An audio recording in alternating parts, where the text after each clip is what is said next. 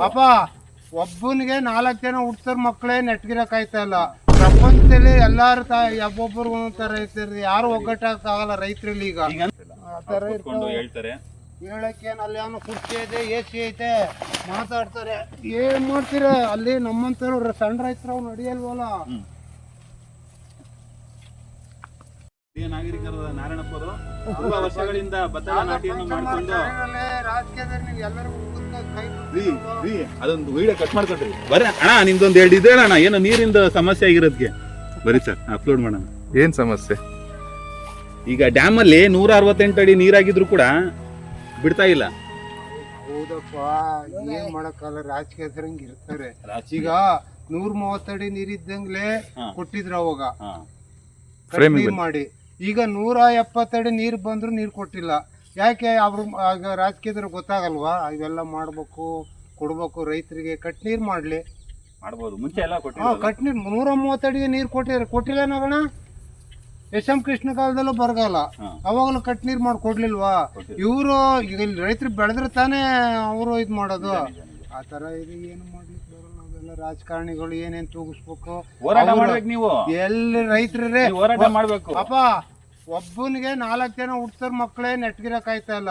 ಪ್ರಪಂಚದಲ್ಲಿ ಎಲ್ಲಾರು ಒಬ್ಬೊಬ್ಬರು ಒಂದೊಂಥರ ರೈತರು, ಯಾರು ಒಗ್ಗಟ್ಟಾಗಲ್ಲ ರೈತರಲ್ಲಿ. ಈಗ ಅಂದ್ರೆ ನಮ್ ದೇಶ ಹಿಂದುಳಿಯುತ್ತಲ್ಲ, ಅದೇ ಹಿಂಗೆ ಅವ್ನ್ಗೆ ಹಾಕ್ಬೇಕು, ಇವ್ನ್ ಹಾಕ್ಬೇಕು. ಪಾಪ ಮುಂದ್ಕೋದ್ನಾ, ಪಾಪ ಓದ ಬಿಡಲೇ ನನಗೆ ಹಾಕ್ಬೇಕು ಅಂತ ನಾವ್ ಹಿಂಗಾಗ್ಬಿಡಿದೆ ಪ್ರಪಂಚದಲ್ಲಿ. ಹಿಂದೆ ಹಂಗಿರ್ಲಿಲ್ಲ. ಪಾಪನ್ಗೆ ಏನಾರು ಆಯ್ತು ಅಂದ್ರೆ ಬರ್ರ ಇಲ್ಲ, ಏನೋ ಸಮಸ್ಯೆ ಇದೆ ಒಂದು ಬಗೆಹರ್ಸೋಣ ಅಂತೇಳಿ ಊರ್ ಜನನ ಒಗ್ಗಟ್ಟಾಗಿ ನಿಂತ್ಕೊಂಡು ಏನಾರ ಒಂದು ತೀರ್ಮಾನ ಮಾಡ್ತಿದ್ರು. ಈಗ ಹಂಗ ಬರ್ತಾ ಇಲ್ಲ. ಕಷ್ಟಪಡ್ತೀರಾ ಬೆಳೆದಿರೋ ಬೆಳೆಗೆ. ಇವತ್ತಿನ ನೋಡಿ, ಇವತ್ತು ನೀರ್ ಇಲ್ದಾರೆ ಸನ್ನಿವೇಶಕ್ಕೆ 1 ಡಬಲ್ ಕೂಲಿಗಳಾಗಿದೆ. ಗೊಬ್ಬರ ನೋಡಿದ್ರೆ 2300 ರೂಪಾಯಿ ಗೊಬ್ಬರ ಆಗಿದೆ. 1900 ರೂಪಾಯಿ ಭತ್ತ ಕೊಟ್ಟಿದ್ದೀವಿ. ಆ ಟೈಮ್ನಲ್ಲಿ ಭತ್ತ ಫಿಕ್ಸ್ ಮಾಡಲಿಲ್ಲ. ಇವತ್ತು 3600 ರೂಪಾಯಿ ಭತ್ತ. ರೈತರು ಏನ್ ಮಾಡ್ತಾರೆ? ಇಸ ಕುಡಿಲೇಬೇಕು, ಕುಡಿತಾನೆ. ಕುಡಿಯೋ ಪರಿಸ್ಥಿತಿ ಅದು. ಇವತ್ತು 700 ರೂಪಾಯಿ ಒಂದು ಕ್ವಿಂಟಾಲ್ ಹೆಚ್ಚು ಕಡಿಮೆ ಆದ್ರೆ ಒಂದು 150 ಚೀಲ 100 ಚೀಲ ಭತ್ತನಿಗೆ ಎಷ್ಟು ಲಾಸ್ ಆಯ್ತು. ಅದನ್ನ ಅಲ್ಲಿ ಕುಂತ್ಕೊಂಡು ಅವರೆಲ್ಲ ಪಾರ್ಲಿಮೆಂಟ್ ಅಲ್ಲೆಲ್ಲ ಕೂತ್ಕೊಂಡು ಅವ್ರವ್ರ ರಾಜಕೀಯಕ್ಕೆ ಮಾತ್ರ ತೂಗಿಸ್ತಾರೆ. ಇಲ್ಲಿ ಬಡ ರೈತರುಗಳು ತುಣಿಸ್ತಾರೆ ಅಷ್ಟೇ. ಇಲ್ಲೇನು ಮಧ್ಯಮದವರಿಗೆ, ಇಲ್ಲಿ ಸಣ್ಣ ರೈತರು ಬಹಳ ನೋವಾಗಿದೆ. ಇಲ್ಲಿ ಯಾರು ಅರ್ಥ ಮಾಡ್ಕೊಂತ ಇಲ್ಲ. ಇಲ್ಲಿ ಅದನ್ನ ಯೋಚನೆ ಮಾಡ್ಬೇಕು ಅವ್ರು ಕುಂತ್ಕೊಂಡಲ್ಲಿ. ಏನು ಮಾಡ್ಲಿಕ್ಕೆ ತುಂಬಾ ಕಷ್ಟ, ತುಂಬಾ ಏನು ರೈತರು ಬಹಳ ಇಲ್ಲಿ ನೋಡ್ಲಿ ಬಂದು ಒಂದ್ ಸ್ವಲ್ಪ ನೋಡ್ಬೇಕಿದ್ರು. ನೋಡಿ, ಇವತ್ತು ನೀರಿಲ್ಲ. ಒಂದ್ ಕಡೆ ನೀರಿದ್ರೆ ಒಂದ್ ಕಡೆ ನೀರಿಲ್ಲ. ಮಳೆ ನೀರುಗಳು ನಾಟಿ ಮಾಡ್ತಾ ಇದೀವಿ. ಆ ಪರಿಸ್ಥಿತಿ ಯಾರಿಗಾರ ಗೊತ್ತಿದೆಯಾ? ಇಲ್ಲಿ ಆತರ ಹೇಳ್ತಾರೆ, ಹೇಳಕ್ಕೇನು ಅಲ್ಲಿ ಅವನು ಕುರ್ಚಿ ಐತೆ, AC ಐತೆ, ಮಾತಾಡ್ತಾರೆ. ಏನ್ ಮಾಡ್ತೀರ ಅಲ್ಲಿ? ನಮ್ಮಂತವ್ರು ಸಣ್ಣ ರೈತರು ಅವ್ನು ನಡೆಯಲ್ವಲ್ಲ. ನೀವು ಬೆಳೆ ಬೆಳೆಯೋದನ್ನ ನಿಲ್ಸದ್ದೇ ಆದಲ್ಲಿ ಜನ ಅನ್ನವನ್ನು ಬಿಟ್ಟು ಮಣ್ಣು ತಿನ್ಬೇಕಾಗತ್ತೆ ನೋಡಿ. ಭದ್ರಾವತಿ ಮಲೆನಾಡು ಪರಿಸ್ಥಿತಿ ಏನಾಗಿದೆ ಇಲ್ಲಿ? ಮಳೆ ಬರುತ್ತಾ? ಯಾವ ಕಡೆ ಏನಾಗಿದೆ ಅನ್ನೋ ಸ್ವಲ್ಪ ಪರಿಶೀಲನೆ ಮಾಡ್ಬೇಕು. ಯಾರು ಬರ್ತಾರೆ? ಯಾರು ಬರಲ್ಲ. ಸುಮ್ಮನೆ ಮಾತಾಡೋದಷ್ಟೇ ಅಲ್ಲಿ.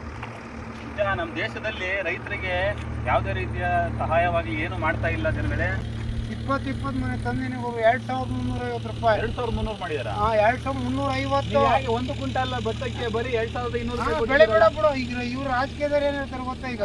ಈಗ ಹೇಳಿಲ್ವಾ, ನೀರ್ ಕೊಡಲ್ಲ, ಬೆಳೆ ಬೆಳಿಬೇಡ್ರಿ. ಬೆಳೆ ಬೆಳೆದೇ ಹೋದ್ರೆ ರೈತ ಎಲ್ಲೋ ಹೋಯ್ತಾನೆ. ಸಣ್ಣ ರೈತರು ಏನ್ ಮಾಡ್ಬೇಕು? ಸಣ್ಣ ರೈತರು ಬೆಳೆ ಬೆಳಿಬೇಡ್ರಿ. ದೊಡ್ಡದಾಗಿ ಹೇಳ್ಬಿಡ್ತೀರಿ. ನಾವು ಮಾಡ್ತೀನಿ ನನ್ನ ಇಲ್ಲಿ ಸಾಲ ಮಾಡಿದೀವಿ. ಯೋಚನೆ ಮಾಡ್ಬೇಕು. ಬೆಳೆ ಬೆಳಿಬಾರ್ದು ಅಂತಲ್ಲ, ಎಲ್ಲಿಂದ ತರಿಸ್ತೀರಿ. ಅದೇ ದುಡ್ರಿ ಇಲ್ಲಿ ರೈತರು ಕೊಡ್ರಿ ನೋಡೋಣ. ಕೊಡ್ತೀರಾ ಇಲ್ಲಿ ರೈತರಿಗೆ? ಕೊಡಲ್ಲ. ಎಲ್ಲ ನೋಡಿ, ಅವರು ನಮ್ಮ ರಾಜಕೀಯ ಈ ಪಕ್ಷ ಆ ಪಕ್ಷ ಅನ್ನಲ್ಲ, ಎಲ್ಲ ಯಾವ ಪಕ್ಷ ಬಂದ್ರು ರೈತರಿಗೆ ಸಪೋರ್ಟ್ ಇಲ್ಲ. ಬೆಳೆಯೋ ಬೆಳೆಗೆ ಬೆಂಬಲ ಬೆಲೆ ಇಲ್ಲ. ಹೌದು. ಇವತ್ತು ಒಬ್ಬ ರೈತ ಒಂದ್ಸರಿ 1 ಎಕರೆಗೆ ಒಂದು ಬೆಳೆ ಬೆಳಿಬೇಕು ಅಂದ್ರೆ 40-45 ಸಾವಿರ 50 ಸಾವಿರನೇ ಖರ್ಚು ಬರುತ್ತೆ. ಕುಯಿಲು ಎಲ್ಲ ಸೇರಿಸಿದ್ರೆ 60-65 ಸಾವಿರ ಬರುತ್ತೆ. ಯಾವ ತರ ಬೆಳೆ ಮಾಡ್ತಾನೆ ಅವನು? ಕಷ್ಟ ಇದೆ. ಸಾಲ ಸೋಲ ಮಾಡಿರ್ತಾನೆ. ಇವತ್ತು ಅಲ್ಲಿ ಅಂಗಡಿಲಿ ಹೋಗ್ರಿ, ಎಷ್ಟು ದುಬಾರಿ ಮಾಡಿಟ್ಟಾರಿ ಎಲ್ಲ. 1 kg ಅಕ್ಕಿ 50 ರೂಪಾಯಿ. ಅಕ್ಕಿ ಇವತ್ತು 50-60 ರೂಪಾಯಿ ಮಾಡ್ತಾ ಇದ್ರಲ್ಲ. ನಮ್ಗೆ ಯಾಕೆ ಕೊಡಲ್ಲ? ಕೊಡ್ತಾ ಇಲ್ಲ ನಿಮ್ಗೆ ರೈತ. ನಮ್ಗೆ ಯಾಕೆ ಕೊಡಲ್ಲ? ನಮಗ್ ಬೇಡ. ಅಷ್ಟ್ KG 30 ರೂಪಾಯಿ ಕೊಟ್ಬಿಡಪ್ಪ ಸಾಕು ಅಕ್ಕಿ. ಎಲ್ಲ ಮಧ್ಯವರ್ತಿ ದಳ್ಳಾಳಿಗಳು ದುಡ್ಡು ಮಾಡ್ಕೊಂತ ಇದ್ದಾರೆ. ತುಂಬಾ ಕಷ್ಟ ಪಡ್ತಾನೆ ಇದ್ದಾರೆ. ರೈತರು ಹೇಳಿ ಹೇಳಿ ಹೇಳಿ ಹೇಳಿ ಒಳ್ಳೆ ಹೊಡೆದು ಇದು ಮಾಡ್ತಾರೆ. ಇಲ್ಲಿ ನೋವು ನಮಗೆ ಗೊತ್ತಿರುತ್ತೆ. ಈಗ ಅವರು ನಮ್ದೇನಪ್ಪ ಅಂತ ಮಾಡ್ಬೇಕು. ಇನ್ನೂ ಸ್ವಲ್ಪ ಇಲ್ಲಿ ಇದಾರಲ್ಲ ಯಾರೋ ಈ ಕುರ್ಚಿ ಲೈಕರ್ ಬಂದು ನೋಡ್ಲಿ ಯಾವ್ಯಾವ ಬೈಲಲ್ಲಿ ಏನಾಗಿದೆ, ಯಾವ ಸರ್ವೆ ನಂಬರಲ್ಲಿ ನೀರಿದೆ, ಯಾವ ಸರ್ವೆ ನಂಬರಲ್ಲಿ ನೀರಿಲ್ಲ, ಏನೇನಾಗ್ತಾ ಇದೆ ಪರಿಶೀಲನೆ ಮಾಡಿದಿರಾ? ಯಾರ ಬರೋ ಬೆಳೆ ಬರ್ರಿ ನಮ್ದು ಅಡಿಕೆ ತೋಟ ಮಾಡೋದು ತಂಗನ ಗಿಡ ಅಂತ ಬರ್ದಾರೆ, ಎಲ್ಲೋ ಕೂತ್ಕೊಳ್ಳೋದು ಎಲ್ಲೋ ಮಾಡೋದು.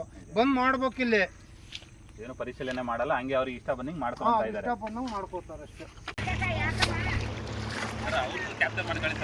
ಕಷ್ಟಪಡ್ತಾ ಇರ್ತಾರೆ ರೈತರು. ಅದಕ್ಕೆ ಸರ್ ಕಷ್ಟಪಡೋರು ಎಲ್ಲಿದ್ರು ಕಾಣಿಸ್ಕೊಂತಾರೆ ಸರ್. ನಿನ್ನೆ ಈ ಸಣ್ಣಂದು ಮತ್ತೆ ತಿಮ್ಮಪ್ಪನ ಸಕ್ಕದ ವಿಡಿಯೋ ಮಾಡಿದ್ದೀವಿ, ಒಳ್ಳೆ ಲೈಕ್ ಬಂದವು. ಅವರು ಈ ಸಣ್ಣ ಗದ ಕಟ್ ಮಾಡ್ತಾ ಇರೋದು, ತಿಮ್ಮಪ್ಪನ ಟಿಲ್ಲರ್ ಹೊಡಿತಾ ಇರೋದು. ಅಣ್ಣವ್ರ ಹೆಸರು ಭರತ್. ನಮ್ಮದು ಯುವ ನಿಮ್ಮ ಹುಡುಗ ಅಂತ ಯೂಟ್ಯೂಬ್ ಚಾನಲ್ ಇದೆ, ಸಬ್ಸ್ಕ್ರೈಬ್ ಮಾಡ್ಕೊಳ್ಳಿ. ಖಂಡಿತ ಮಾಡ್ತೀವಿ. ಅವರು ರೈತರ ಕಷ್ಟವನ್ನ ಎತ್ತಿ ತೋರಿಸ್ಲಿಕ್ಕೆ ಬಂದಿದ್ದಾರೆ, ಎಷ್ಟು ಕಷ್ಟಪಡ್ತೀರಾ ಅಂತ ಹೇಳಿ. ನಿಮ್ಮ ಲೈಫು ಜನಕ್ಕೆ ಗೊತ್ತಿಲ್ಲ. ಸಿಟಿ ಜನಕ್ಕೆ ಏನಿದ್ರು ಬೆಳಗ್ಗೆ ಹೋದ್ನ ಎದ್ನ ಆಫೀಸಿಗೆ ಹೋದ್ನ ರೆಡಿ ಆದ್ನ ಇಷ್ಟೇ ಗೊತ್ತಿರೋದು. ಹಂಗೆ ಇವ ನಮ್ಮ ಹುಡುಗ ಚಾನಲ್ಗೆ ಸಬ್ಸ್ಕ್ರೈಬ್ ಮಾಡ್ರಪ್ಪ. ಎಲ್ಲ ಸ್ಪಂದಿಸಿ ಸಪೋರ್ಟ್ ಮಾಡಿ. ರೈತರಿಗೆ ಬೆಲೆ ಸಿಗ್ತಾ ಇಲ್ಲ, ರೈತರಿಗೆ ಬೆಲೆ ಸಿಗ್ತಾ ಇಲ್ಲ, ಏನು ನಾವು ಸಾಕಾಗ್ಬಿಟ್ಟೈತೆ. ಹಿಂಗೆ ಬನ್ನಿ ರೈತರಿಗೆ ಸಪೋರ್ಟ್ ಮಾಡಿ. ಅವರು ಬೆಳೆದಿರುವಂತಹ ಬೆಲೆಗೆ ಬೆಂಬಲ ಬೆಲೆ ಸಿಗ್ತಾ ಇಲ್ಲ. ಹಂಗಾಗಿ ನಮ್ಮ ಸುಮಾರು ಜನ ಅವ್ರಿಗೆ ಆಗ್ತಾರ ಅನ್ಯಾಯನೇ ತುಂಬ ಹೇಳ್ಕೊಂತಾರೆ ರೈತರು. ಯಾಕಪ್ಪ ರೈತರು ಬಾಯ್ ಬಿಟ್ರೆ ಬರೀ ಅದಾಗಿಲ್ಲ ಇದಾಗಿಲ್ಲ ಅಂತಾರೆ ಅಂದ್ರೆ ಅದು ಆಗ್ತಾ ಇಲ್ಲ, ಅದಕ್ಕೆ ಅವ್ರು ಹಂಗೆ ಅನ್ತಾ ಇದ್ದಾರೆ. ನಾವು ಅದನ್ನೇನೋ ಅನ್ಕೋತೀವಿ, ಹಂಗಿಲ್ಲ. ವ್ಯವಸ್ಥೆ ಸ್ವಲ್ಪ ಸುಧಾರಿಸ್ಬೇಕು, ಇದು ಸಾಕಾಗಲ್ಲ. ರೈತರ ವಿಷಯದಲ್ಲಿ ಎಷ್ಟಾಗುತ್ತೋ ಅಷ್ಟು ಸರ್ಕಾರನೇ ಆಗಲಿ ಯಾರೇ ಆಗಲಿ ಸ್ವಲ್ಪ ಅವರಿಗೆ ಸಪೋರ್ಟ್ ಮಾಡಬೇಕು, ರೈತರನ್ನ ಎತ್ತಿಡಿಬೇಕು. ಯಾವ ಸರ್ಕಾರ ಬಂದರೂ ರೈತರಿಗೆ ಸಪೋರ್ಟ್ ಮಾಡ್ತಾ ಇಲ್ಲ, ಬೆಲೆ ನೀಡ್ತಾ ಇಲ್ಲ. ಎಲ್ಲ ರೈಟು ಜಾಸ್ತಿ ಆಗಿದೆ, ಗೊಬ್ಬರದಾಗಿರ್ಬೋದು, ಪ್ರತಿಯೊಂದು ರೈಟು ಜಾಸ್ತಿ ಆಗಿದೆ. ಒಂದು ಬೆಳೀತಾ ಇರೋ ಬೆಳೆಗೆ ಸರಿಯಾದ ರೇಟ್ ಸಿಗ್ತಾ ಇಲ್ಲ. ಏನು ಮಾಡ್ಬೇಕು ಹೇಳಿ? ರೈತರು ಬೆಳೆಯೋಕ್ಕೆ ಶ್ರಮಕ್ಕೆ ಬೆಲೆ ಸಿಕ್ಕಿಲ್ಲ ಅಂದ್ರೆ ಯಾರಿಗೆ ಆಗಲಿ, ಈಗ ನಮಗೆ ಆಗಲಿ, ನಾವು ಮಾಡೋ ಕೆಲಸ ಯಾವುದೋ ಕಂಪ್ನಿನೇ ತಗೊಳ್ಳಿ ಏನೇ ತಗೊಳ್ಳಿ, ನಾವು ಮಾಡೋ ಕೆಲಸಕ್ಕೆ ಒಂದು ಬೆಲೆ ಕೊಟ್ಟಿಲ್ಲ ಅಂದ್ರೆ ನಿಮಗೆ ಕೆಲಸ ಮಾಡೋಕ್ಕೆ ಮನಸ್ಸು ಬರುತ್ತಾ? ಅಷ್ಟೇ, ಅದೇ ಪಾಯಿಂಟ್, ಇನ್ನೇನಿಲ್ಲ. ಅವರು ಇಷ್ಟು ಬೆಳಗ್ಗೆ ಎದ್ದು ಮಾಡಿ ನೋಡಿ, ಸಿಟಿಯಲ್ಲಿ 30 ದಿನ ಕೆಲಸ ಮಾಡಿದ್ರೆ ಒಬ್ಬ ಎಂಪ್ಲಾಯಿ ಅವ್ನು 30 ದಿನಕ್ಕೋಸ್ಕರ ಎಷ್ಟು ಕಷ್ಟಪಡ್ತಾ ಇರ್ತಾನೆ. ಈ ರೈತ ಭೂಮಿಗೆ ಬೀಜವನ್ನು ಬಿತ್ತಿ 1 ವರ್ಷ ಕಾಯ್ತಾನೆ, ಸತತವಾಗಿ 1 ವರ್ಷಗಳ ಕಾಲ ಕಾಯ್ತಾನೆ. ಅವನು ಇಟ್ಕೊಂಡಿರಲ್ಲ. ನಾವು 30 ದಿನ ಕೆಲಸ ಮಾಡಿ ಸ್ಯಾಲ್ರಿ ಬಂತ ಅಂತ ಹೇಳಿ ನೋಡ್ತಾ ಇರ್ತೀವಿ ಬ್ಯಾಲೆನ್ಸ್ನ. ಇಲ್ಲಿ ರೈತ 1 ವರ್ಷಗಳ ಕಾಲ ಬೆಳೆಯನ್ನು ಬೆಳೆದು ಅವನು ಕಷ್ಟಪಡ್ತಾ ಇರ್ತಾನೆ, ಬೆಂಬಲವಾದ ಬೆಳೆನೇ ಸಿಗೋದಿಲ್ಲ.